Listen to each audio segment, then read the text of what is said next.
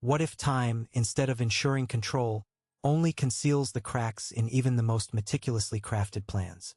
Imagine a crime so carefully designed. It took 12 years to perfect every detail, every move calculated with relentless patience and unwavering discipline. This was no act of desperation or impulse. It was a slow, deliberate construction of a flawless system, engineered to leave no trace, no doubt, and no chance for error. For over a decade, a small group of masterminds worked in the shadows. They studied every variable, neutralized every risk, and accounted for every contingency that might arise. Their vision was clear: create a crime so precise, so seamlessly executed, that it would appear to be an impossibility. Every delay, every step backward was intentional, a testament to their restraint and long-term thinking. They understood that true mastery comes not from haste, but from patience. Time became their ally, a silent accomplice that allowed them to refine their strategy to a razor's edge. They knew that the more time passed, the fewer questions would linger. Years of preparation turned into habits that seemed natural, routines that blended into the background of everyday life. The crime was not just planned. It was embedded into a system so intricate that it felt invincible. Yet, perfection is a fragile illusion. It demands that every assumption remains unchallenged, that every factor behaves exactly as predicted, indefinitely. But reality, as it often does, has a way of slipping through the cracks.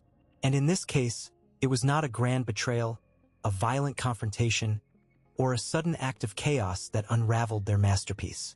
It was something far simpler, something so small, so ordinary, it was dismissed by everyone involved, including the very architects of the crime.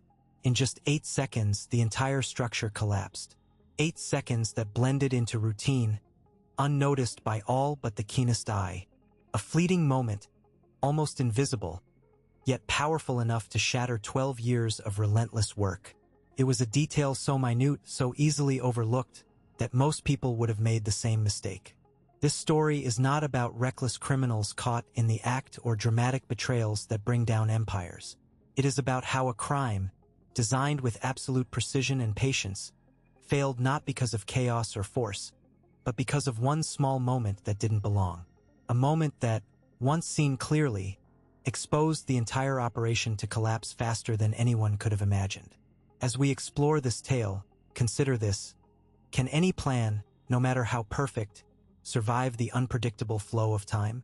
Or does time itself, in its endless march, hold secrets that even the most disciplined minds cannot foresee?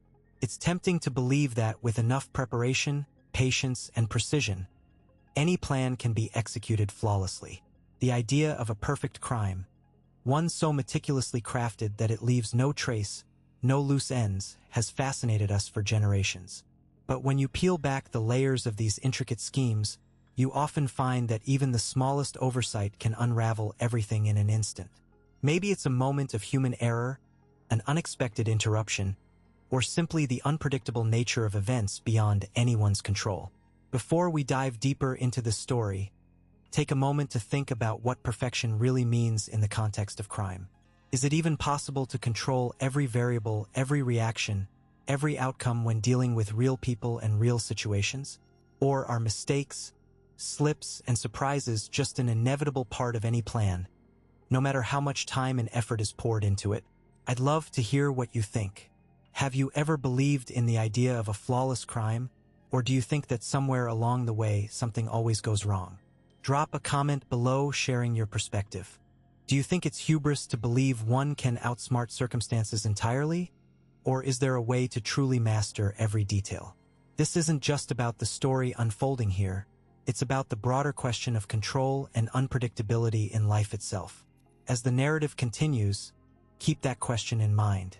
Watch how a seemingly perfect plan begins to crack under pressures both expected and unforeseen. Sometimes, it's not the grand gestures but the smallest, most overlooked moments that bring everything tumbling down. Now, let's return to the story and see how time, patience, and unexpected events conspire to expose what no one thought possible. The idea of the crime did not emerge fully formed or impulsive. Rather, it gestated quietly in the minds of those involved, evolving from a vague notion into a meticulously crafted long-term objective. At first, it was merely a whisper of possibility, something that flickered in the background, an answer to problems too complex and frustrating to solve by conventional means. This was not a rash decision fueled by desperation but a calculated contemplation, a seed planted and nurtured by patience and an acute awareness of the stakes. The individuals understood that rushing forward could easily unravel everything before it even began. They chose instead to let time become an ally, a shield that would protect them from exposure and error. The motivations for waiting were multifaceted. Foremost was the recognition that hasty actions often attract unwanted attention, surveillance, suspicion, and unpredictable variables that could derail the entire scheme. Acting quickly might have satisfied an immediate urge, but it would have sacrificed the greater goal, remaining invisible. This invisibility was not just a byproduct but the central objective. Success alone was meaningless if it came with the glare of public scrutiny or the cold gaze of law enforcement. The plan required a slow, deliberate approach, one that prioritized discretion above all else. Restraint became a strategic weapon. Every decision to delay, every moment of inaction, was a deliberate move on a complex chessboard. The participants learned to wear patience like armor, understanding that the passage of time could erode suspicion rather than increase it. Time was not a risk but a protective barrier, allowing patterns to emerge that could be manipulated, weaknesses to be identified, and opportunities to be refined. Where others might have seen waiting as vulnerability, they saw it as strength, a way to embed themselves deeper into the fabric of their environment, to blend in so completely that the eventual crime would seem not just daring but impossible to trace back to them. As the plan took root, it began to shape the everyday lives of those involved in subtle yet profound ways. Their routines shifted imperceptibly, decisions once made with spontaneity now filtered through the lens of caution.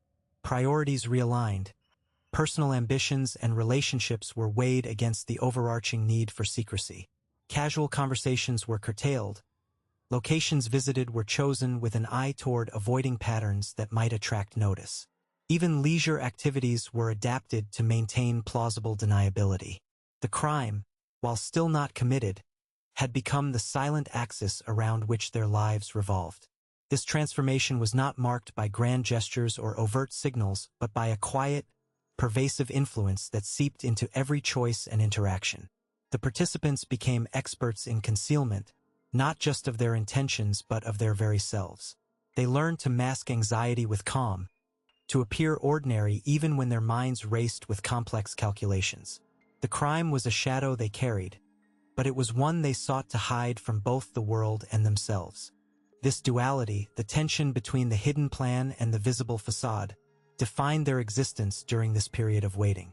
Throughout this phase, the ultimate goal was never simply the completion of the crime.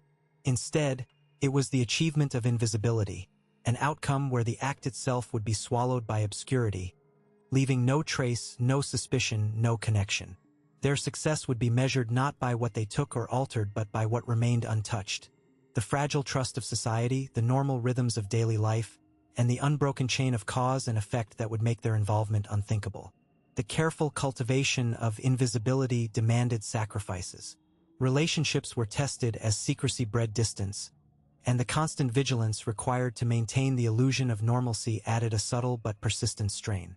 Yet, the participants accepted these costs because they understood that the true danger lay not in the act itself but in being seen. It was this understanding that transformed the crime from a fleeting thought into a long-term objective, one that would only be realized when every variable aligned perfectly, and when time had fully wrapped them in its protective embrace. The planners understood that time was more than just a measure. It was their silent ally, their shield, and their weapon. Unlike impulsive actors who sought quick gains, they embraced a strategy that demanded patience beyond normal comprehension. They knew that the systems they sought to exploit would not reveal their vulnerabilities immediately, nor would the people who operated within them make mistakes overnight. Time was the canvas on which their design would slowly, meticulously take shape. They watched as the infrastructure aged, observing how the once new technologies and processes gradually became predictable, their weaknesses etched into routine operations. Each passing day served to erode the initial unpredictability of the environment, replacing it with patterns, habits, and complacency. Employees, unaware of the slow erosion of security or the subtle shifts in procedure, moved on or settled into their roles, becoming cogs in a machine too vast to be questioned. The planners waited for these habits to solidify, knowing that predictability was the foundation of invisibility. When everyone acts the same way over and over, it becomes nearly impossible to distinguish the anomalous from the ordinary. Patience, in this context, was not passive, it was an active form of control. The planners resisted the urge to accelerate their timeline, understanding that premature action was the greatest risk of all. Confidence was born from this restraint. Each day that passed without triggering suspicion reinforced their belief that the system was vulnerable but unaware. This confidence was not arrogance. It was a quiet assurance grounded in observation and the slow accumulation of knowledge. They became attuned to the rhythms of the environment, the subtle shifts in personnel, the quiet erosion of caution. With every cycle completed without incident, certainty grew, almost imperceptibly, until it settled like a stone in their minds. This certainty made the plan feel untouchable. It was as if time itself had woven an almost impenetrable cloak around their intentions, hiding them in plain sight. The longer they waited, the more embedded their understanding became, and the more the plan seemed immune to failure. Each passing moment was a buffer, a safeguard against the chaos of chance, and a way to increase the distance between their actions and any consequences. The patience they exercised was a form of power, one that few could match or comprehend. Yet, with this growing impregnable feeling came a quiet, mounting risk. The cost of being wrong increased exponentially over time. Every delay, every calculated pause, added layers to the operation's complexity and visibility, even if subtle. The longer the plan was in motion, the more resources were invested, and the more irreversible the consequences of discovery became. To abandon the plan after years of preparation would mean not only failure but the loss of everything built over that long timeline. The stakes grew heavier with each passing day, transforming cautious confidence into a high-stakes gamble. Despite this, the planners never wavered. They understood that rushing would shatter the illusion of inevitability they had carefully constructed. It was better to wait, to watch, and to learn, allowing the systems to wear down and the people to forget. In this slow dance with time, they wielded patience as a weapon sharper than any blade, trusting that the ultimate payoff would justify the years spent in silence.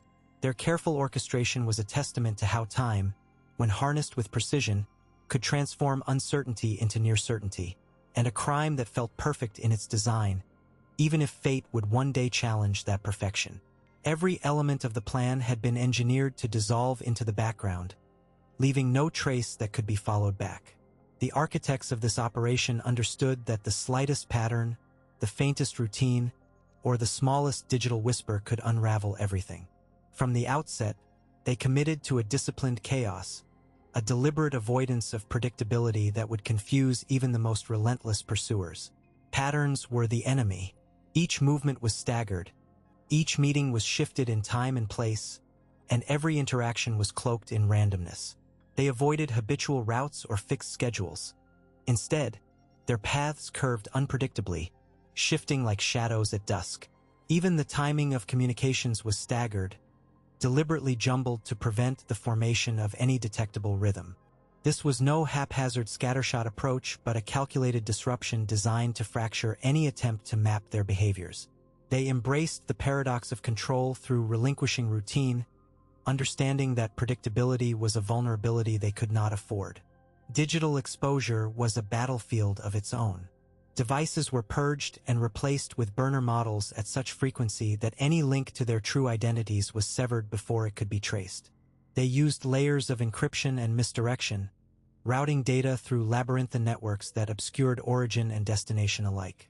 Every byte of information was treated as poison. Handling it carelessly could be fatal.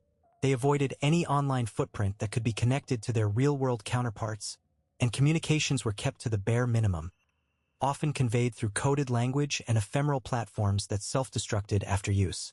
Even metadata was weaponized, so they ensured it never accumulated in any meaningful way. The virtual world, usually a snare, became a maze with shifting walls that defied tracking. Yet, it was the layers of redundancy that truly underscored their obsession with control. Every foreseeable risk had been anticipated and neutralized multiple times over. Backup plans branched out like a spider's web, each strand a failsafe ready to catch them if the primary line snapped. If one communication channel was compromised, others would spring to life. If a safe house was breached, alternate locations were prepared to absorb their presence without hesitation. They cross-checked identities and alibis with such precision that even under intense scrutiny, contradictions would not surface. Tools for evasion were replicated and dispersed. Every contingency had a countermeasure, every vulnerability a shield. This architecture of redundancy was not just practical but psychological. It fed their mindset of total control, the intoxicating belief that randomness had been banished. They convinced themselves that every variable was accounted for, every threat neutralized before it could manifest. The illusion of infallibility was a fortress built brick by brick with careful planning and cold logic. It fostered a dangerous hubris, a conviction that chance had no place in their carefully curated world. They believed the outcome was no longer subject to chaos but was instead a product of their own design. An equation solved, a game won before it had even begun. Ironically, this very belief became their Achilles heel. The conviction that nothing was left to chance blinded them to the subtle, unpredictable forces that inevitably creep into even the most controlled environments. Human error, unforeseen circumstances, and the fragile nature of trust began to erode their perfect facade. The illusion of absolute control created a vulnerability no amount of planning could patch, a fatal complacency that made them underestimate the unpredictable pulse of reality. In their quest to eliminate randomness, they had unwittingly sown the seeds of their undoing. The plan's architects understood that the key to success lay not only in meticulous design but in subtle, almost imperceptible testing. Each small, seemingly unrelated action was carefully orchestrated to function as a litmus test, gauging reactions, measuring timing, and observing human behavior without raising even a hint of suspicion.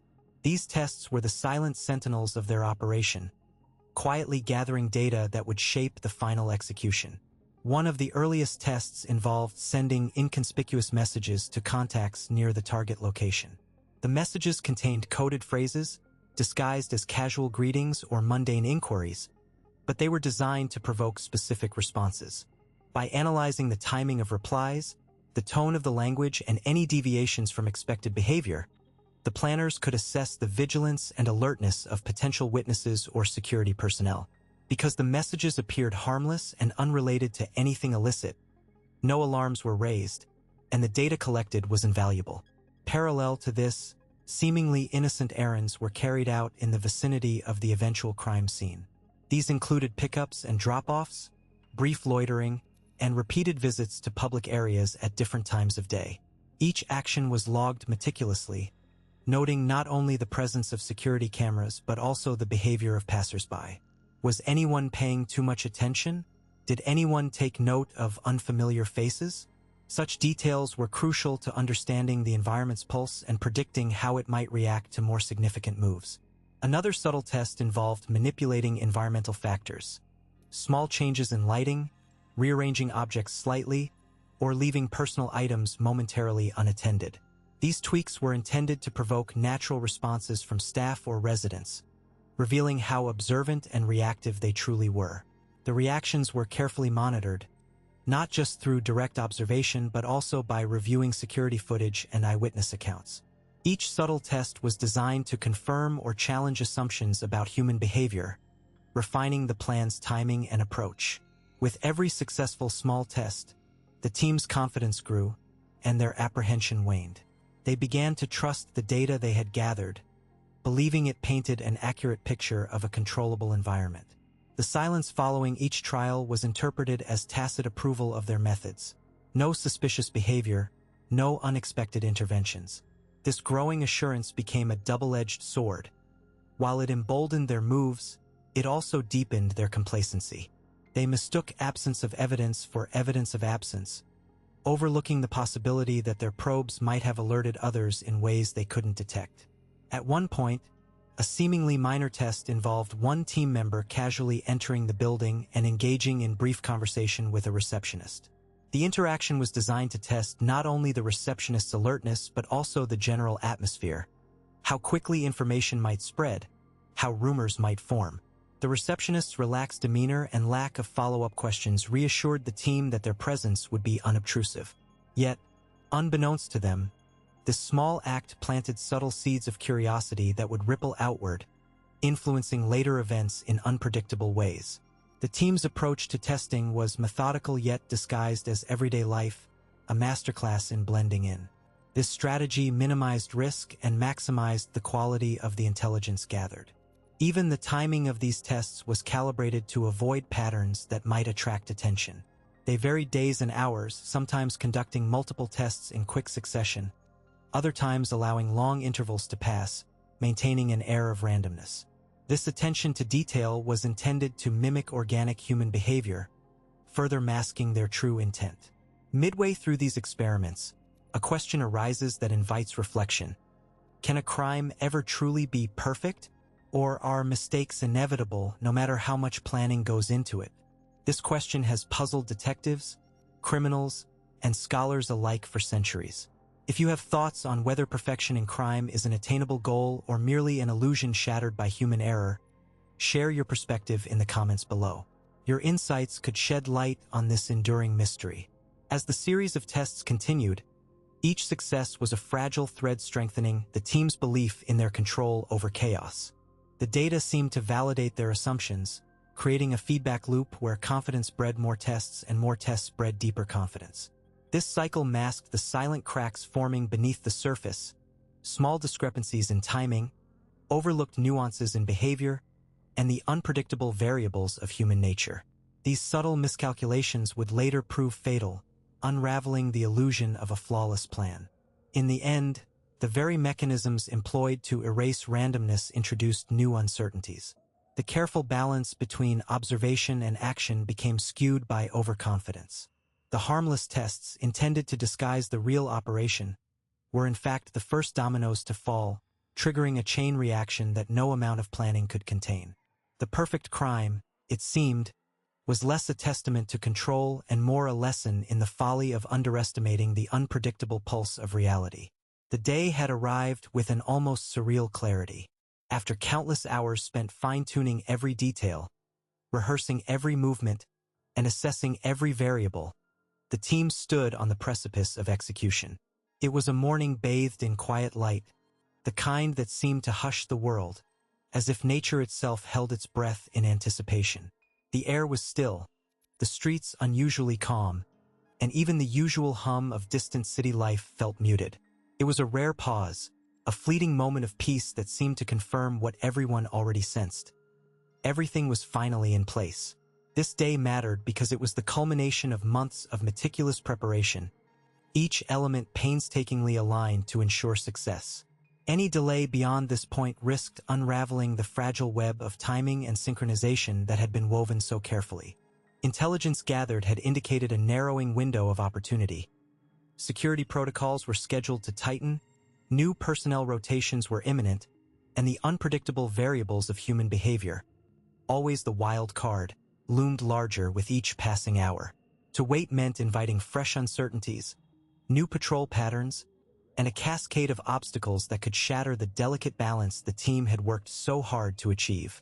The calm before action was not born of ignorance but of deep, calculated confidence. Every member knew their role intimately.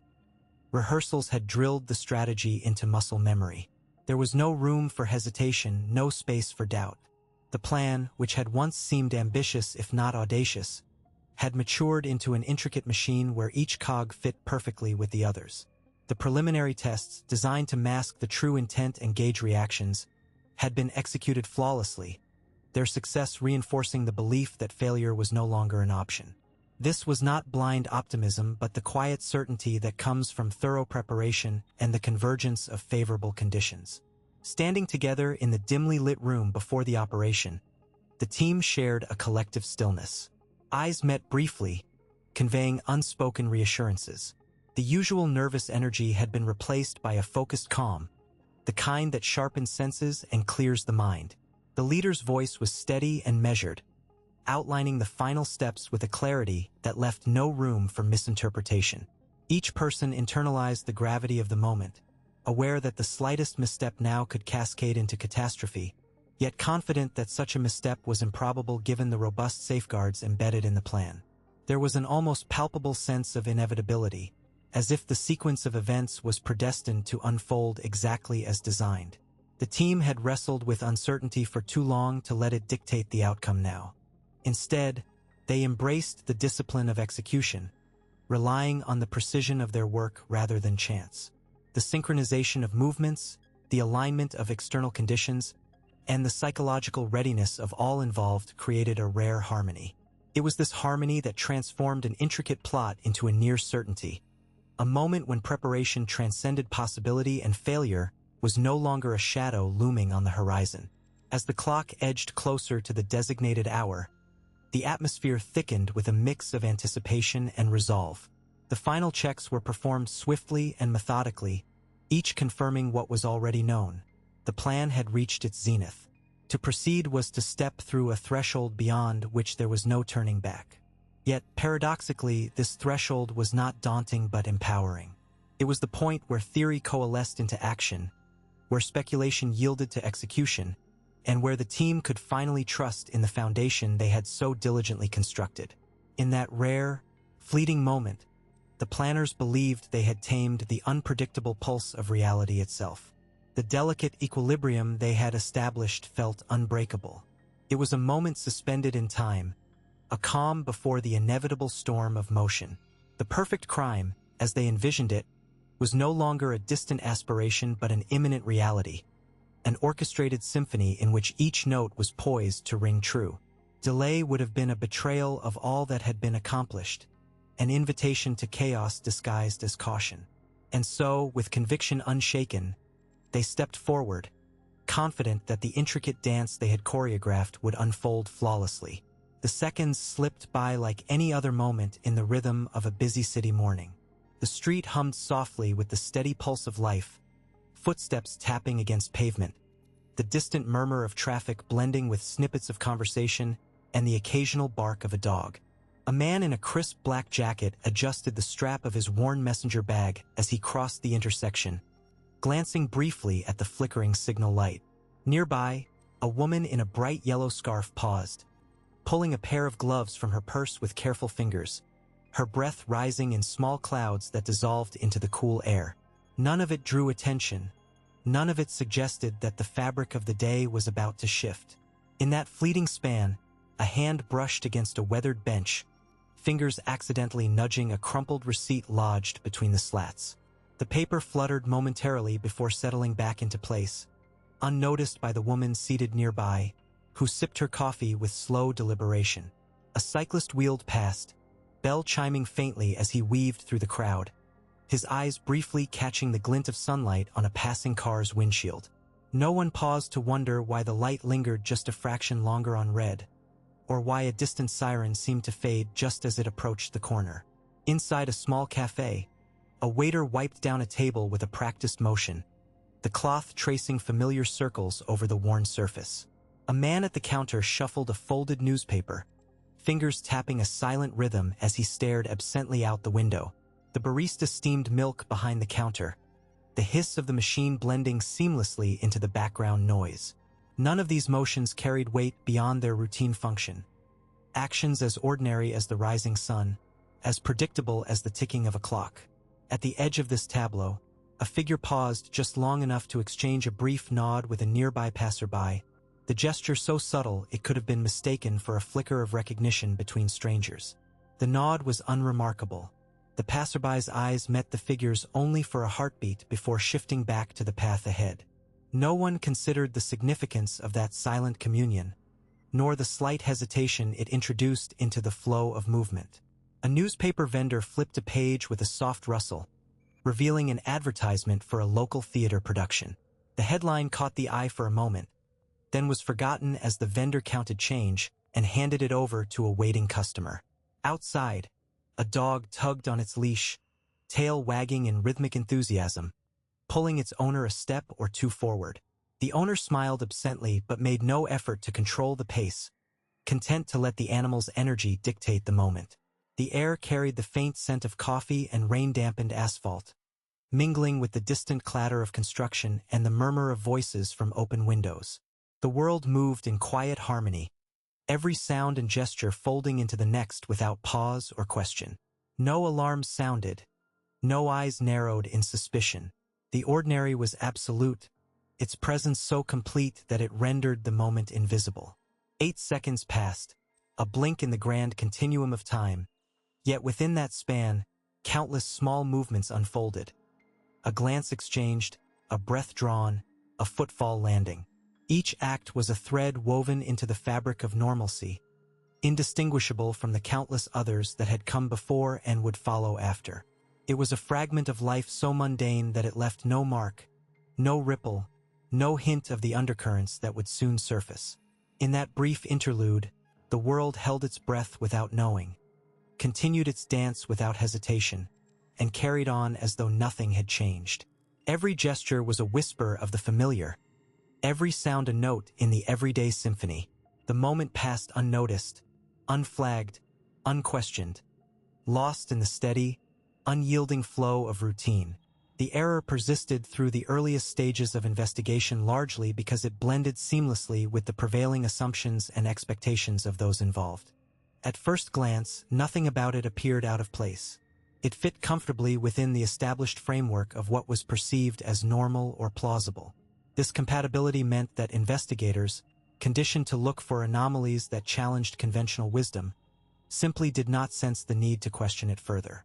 It was a subtle, almost invisible fault line beneath the surface, one that neither contradicted apparent facts nor violated any explicit procedural rules. In other words, it was the perfect disguise, hidden not by clever obfuscation, but by its very ordinariness. Investigators initially focused on more glaring inconsistencies elsewhere, drawn away by elements that seemed more suspicious, more urgent, or simply easier to parse. Human nature plays a significant role here. When faced with complex puzzles, the mind tends to prioritize the most obvious irregularities, the loudest signals that scream for attention. This natural inclination caused the flawed detail to fade into the background, overshadowed by more conspicuous leads. Furthermore, confirmation bias reinforced this oversight. Because the questionable element aligned neatly with what was expected, a routine action, a plausible alibi, a standard procedure, no one felt compelled to dig deeper. Instead, they accepted it at face value, allowing it to slip through the cracks of scrutiny. The environment in which the investigation unfolded also contributed to the mistake's endurance. Pressure to produce results quickly, the sheer volume of data and testimony to sift through, and the tendency to compartmentalize tasks meant that no single individual had the full picture. Each team member operated within their own domain, trusting that others would catch inconsistencies outside their purview. In this fragmented approach, the subtle flaw escaped detection because it did not trigger alarm bells within any one domain. It was neither glaringly obvious nor entirely irrelevant, placing it in a gray zone where it was easy to overlook. As the investigation progressed, attention became increasingly monopolized by emerging leads that promised more immediate breakthroughs. This shift in focus was both a cause and an effect of the mistake's persistence. The more investigators chased the new threads, the less bandwidth remained to revisit earlier assumptions. The flawed element, having been previously vetted and deemed unremarkable, was effectively shelved. In many ways, it became a victim of its own success. Its seamless fit into the narrative made it invisible, a blind spot in an otherwise meticulous process. Moreover, the flaw's survival was aided by the fact that it did not disrupt the internal logic of the case. It was a misstep that neither contradicted the timeline nor undermined the credibility of key witnesses. Without a clear violation of the rules or an outright contradiction, skepticism remained dormant. The investigative team, confident in their methodology and reassured by the consistency of the broader picture, allowed themselves to be lulled into complacency. The mistake was, in effect, camouflaged by the very coherence it helped maintain. In retrospect, the lesson is clear. Sometimes the most dangerous errors are those that hide in plain sight, shielded not by complexity but by familiarity. The flawed detail survived early scrutiny because it was exactly what everyone expected to see, and therefore no one expected to question it. This oversight, born out of human cognitive biases and procedural limitations, delayed discovery and complicated the pursuit of truth. It serves as a reminder that vigilance must extend beyond the obvious, and that even the most mundane elements warrant critical examination in the quest to unravel perfect crimes gone wrong. The detail didn't shout for attention. It whispered, inconspicuous, blending seamlessly into the narrative the criminals had meticulously woven. It wasn't a glaring error or an impossible alibi. It was a small, almost invisible piece that logically shouldn't have been there. It was a subtle deviation from the pattern, a silent anomaly that only made sense once viewed in the wider context. The plan, crafted with precision to avoid any loose ends, had one thread that didn't quite align, and it took time, patience, and relentless scrutiny for that thread to be pulled free.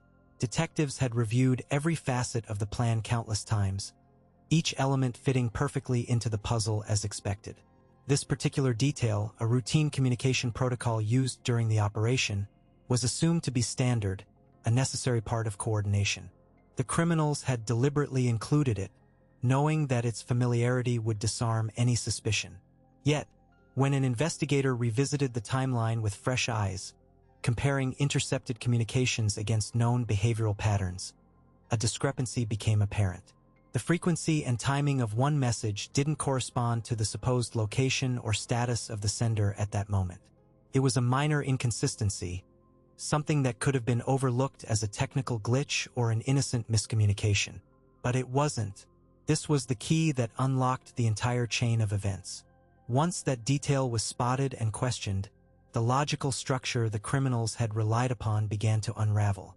The message didn't belong in the sequence. It was out of place in a way that introduced contradictions impossible to reconcile.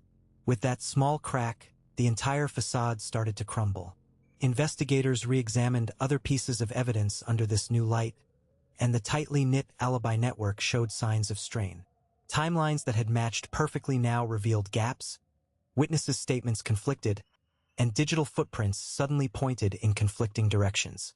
What followed was rapid and relentless. The once impenetrable plan, designed to withstand scrutiny, became a house of cards collapsing under the weight of its own flaw. Each new discovery fed into the next, creating a domino effect that swept through the criminals' carefully constructed defense. The team that had believed their strategy infallible was blindsided by the speed at which everything came undone. The detail that failed to belong was not just an error. It was the spark that ignited a wildfire of doubt and revelation. In the shadows, the criminals sensed the shift even before law enforcement made their move. There was a moment, a brief electric instant, when the realization dawned collectively, silently, among them that their control was slipping. The plan's integrity was compromised, and with it, their freedom. They saw it in the hurried glances exchanged, the subtle changes in behavior, the tightening of security protocols that now felt like damage control rather than confidence. Panic didn't erupt immediately, but a cold, creeping fear took root, an awareness that the outcome was no longer theirs to command. This awareness transformed their actions. Decisions became rushed, less calculated, betraying the calm precision that had marked the earlier phases of their scheme. The criminal group, once united by a shared conviction in their infallibility, began to fracture under the pressure of impending exposure. Trust eroded. Suspicion sprouted among members who wondered if someone had made a mistake, or worse, had betrayed them. That initial recognition of the inconsistency was the fulcrum on which everything turned, shifting the balance irreversibly. Before any arrests were made, before confrontation or the sound of handcuffs clicking into place, the criminals were already fighting a losing battle against the momentum of their own unraveling. The detail that didn't belong was a silent arbiter of justice, unseen and unremarked until the moment it shattered the illusion of perfection. In that moment, the perfect crime ceased to be perfect. It became a cautionary tale of how the smallest overlooked element can topple even the most carefully laid plans. What makes a crime truly perfect? It's not just the meticulous planning or the flawless execution.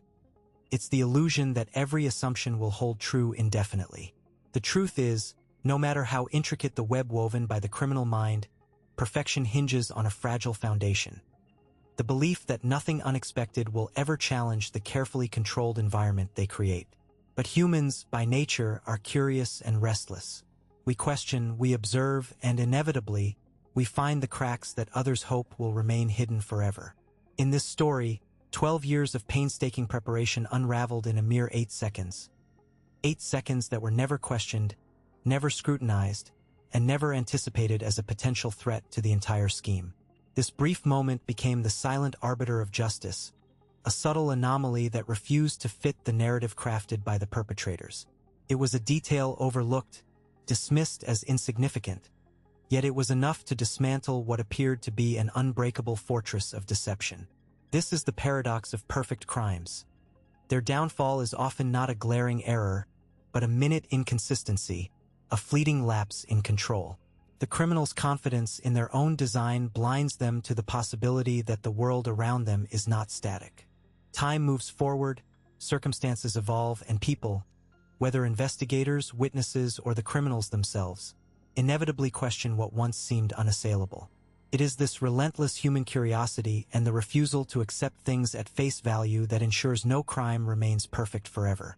The lesson is clear. Perfection in crime is a myth sustained only by complacency and unchallenged assumptions. When those assumptions are tested, even the most sophisticated plots collapse like a house of cards. The story you've just witnessed is a testament to that truth, a vivid reminder that justice, no matter how delayed, finds a way to surface through the smallest cracks in the armor. If you found this unraveling of a perfect crime as fascinating as I did, don't forget to like this video and subscribe to the channel for more stories where carefully laid plans fall apart in unexpected ways. I'd love to hear from you. What detail do you think most criminals tend to overlook? Share your thoughts in the comments below. And be sure to stick around for the next video, where we'll dive into another case undone by a single critical mistake that changed everything. Perfect crimes may seem flawless, but as you've seen today, it only takes one moment to bring them crashing down.